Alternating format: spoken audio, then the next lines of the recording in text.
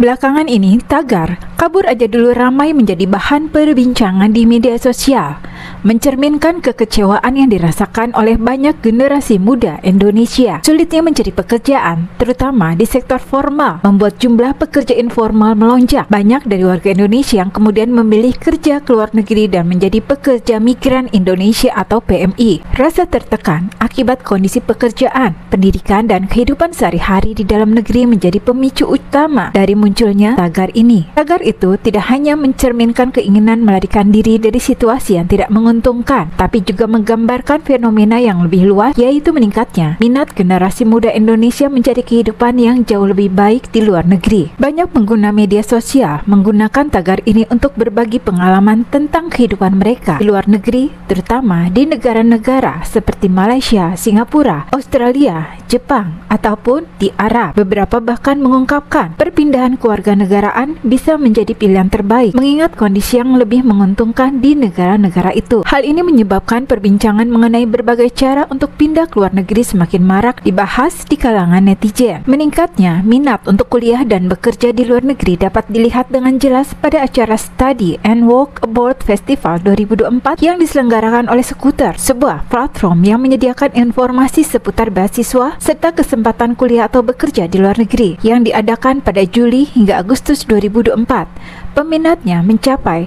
lebih dari 100.000 orang. Selain itu, data dari Direktorat Jenderal Imigrasi Kemenhumkam menunjukkan bahwa antara tahun 2019 hingga 2022 ada 3.912 WNI yang memilih beralih menjadi warga negara Singapura. Sebagian besar mereka adalah individu yang berusia produktif, berumur antara 25 hingga 35 tahun. Talenta unggul Indonesia tidak leluasa mengembangkan potensinya di tanah air. Karena itu, agen-agen pencari bakat lembaga pendidikan Singapura memberi mereka tawaran beasiswa. Paket beasiswa ini salah satunya diberikan dengan skema wajib bekerja di negara itu setelah lulus kuliah. Orang-orang yang mendapat tawaran di antaranya mereka yang pernah mengikuti Olimpiade Sains Internasional. Penerimaan tawaran itu dapat mengakses pendidikan berkualitas secara gratis dan bekerja di perusahaan Singapura dengan gaji tinggi. Ajakan pindah ke warga negara lain terkesan sederhana, namun nyatanya Indonesia sudah kehilangan banyak warga yang memilih pindah ke negaraan demi mencari peruntungan. Kenyamanan dan kesejahteraan yang didapat membuat mereka memilih untuk menetap dan enggan kembali ke Indonesia. Mencari beasiswa pendidikan bahkan pekerjaan di negara lain lebih mudah.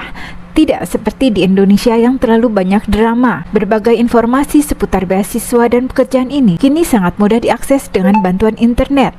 Hanya dengan mengajukan dan mengisi persyaratan. Jika sesuai, bisa langsung terbang. Ditambah lagi banyaknya influencer yang membagikan keseruan hidup di luar negeri, memperkuat tekad masyarakat untuk ramai-ramai mengajak pindah dengan hashtag tagar kabur aja dulu. Musni Umar, sosiolog dari Universitas Islam Indonesia Syarif Hidayatullah Jakarta menilai fenomena tagar kabur aja dulu ini muncul karena generasi muda Indonesia yang terdidik merasa terjebak dalam menutup masa depan.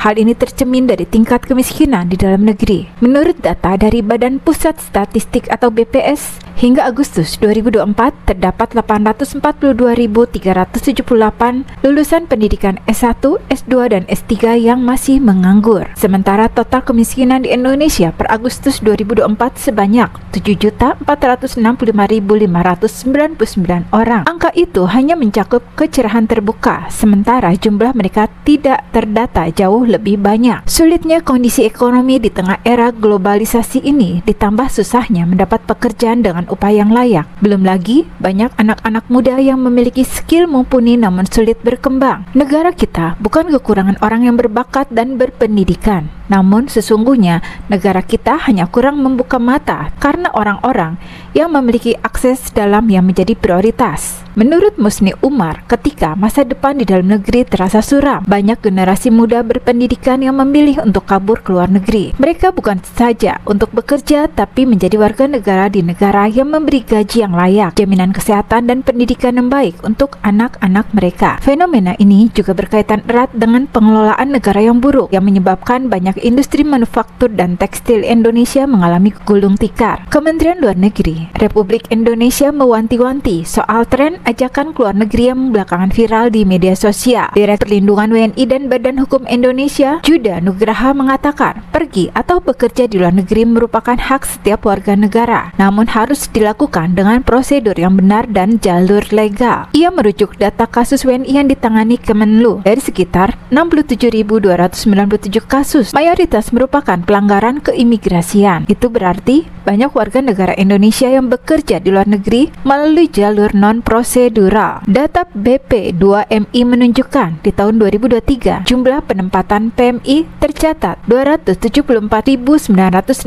orang, naik 37% dari tahun 2022 dan 176% dari tahun 2021. Kendati sempat terjadi penurunan pada tahun 2020 dan 2021 akibat pandemi COVID-19, tapi jumlah penempatan di tahun 2023 sudah kembali pada level sebelum pandemi. Sedangkan jika dilihat dari sektor per bulan Agustus 2024 dibandingkan Juli 2024, penempatan sektor formal pekerja migran Indonesia mengalami penurunan sebesar 501 orang, sedangkan penempatan sektor informal turun sebesar 699 orang. Tampak sejak Juni hingga Agustus 2024, sektor informal selalu lebih banyak dibandingkan sektor formal. Banyaknya pekerja informal menunjukkan banyaknya angkatan kerja yang tak bisa diserap oleh lapangan kerja formal, hingga akhirnya PMI banyak yang bekerja secara informal. Pekerja informal ini menjadi rentan karena mereka tak memiliki besaran penghasilan yang pasti, banyak yang tak dilindungi asuransi, dan akan kesulitan mencari akses keuangan untuk modal ataupun mengajukan kredit lainnya. Menteri Perlindungan Pekerja Migran Indonesia atau P2MI Abdul Qadir Karding menilai tren tagar kabur aja dulu sebagai hal positif karena kebutuhan tenaga kerja Indonesia di luar negeri masih sangat besar. Data Kementerian P2MI mencatat terdapat sekitar 1,3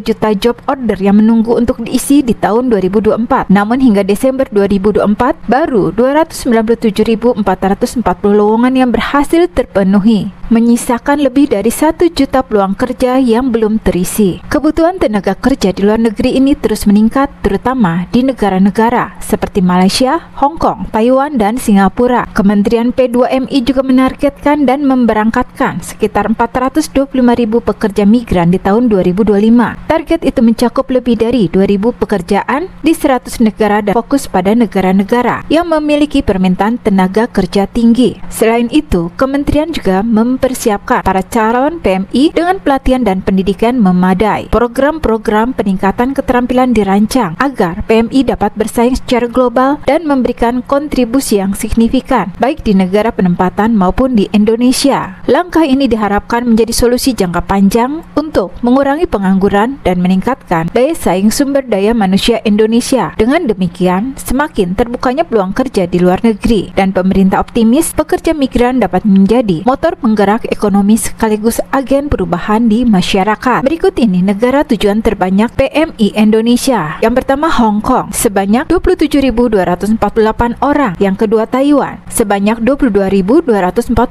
orang, yang ketiga Malaysia sebanyak 15.960 orang, yang keempat Jepang sebanyak 2.838 orang, yang kelima Singapura sebanyak 2.823 orang, yang keenam Korea Selatan sebanyak 2.700 orang, yang ketujuh Arab Saudi sebanyak 1.891 orang, yang kedelapan Italia sebanyak 1.013 orang, yang ke-9 Brunei Darussalam sebanyak 760 orang, yang ke-10 Polandia sebanyak 374 orang, dan yang ke-11 Maladewa sebanyak 152 orang. Sementara itu, provinsi yang paling banyak mengirim TKI ke luar negeri berasal dari Jawa Timur, yaitu mencapai 27,60%.